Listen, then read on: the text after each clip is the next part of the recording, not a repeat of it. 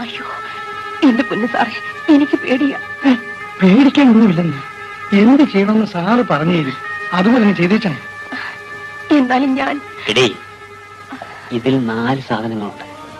അതിൽ 2 എണ്ണം സൂക്ഷിച്ചെടുത്ത് ആരും കാണാതെ ഗോഡൌണിൽ അറിയണം.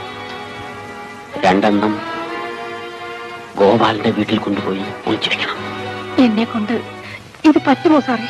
നിന്നെ കൊണ്ടേ പറ്റൂ, വെറുതെ അല്ല. നിനക്ക് ഞാൻ 5000 രൂപ തരും. നീ പോയി കുട്ടമ്പിള്ളിയുടെ മുണ്ടും ഷർട്ട് എടുത്തിട്ട് തലയ്ക്കൊരു കെട്ടും കെട്ടി വാ. സാർ വേഗം ചെല്ലടി. എടി, കുട്ടമ്പിള്ള അറിയരുത്. എന്റെ ഗോഡൌൺ കത്തി എറിഞ്ഞാലും വേണ്ടില്ല, നാളെ അവനെ അകത്താക്കണം. തീ കത്തിയെന്ന് കാണാമെന്നല്ലേ അവൻ പറഞ്ഞത്.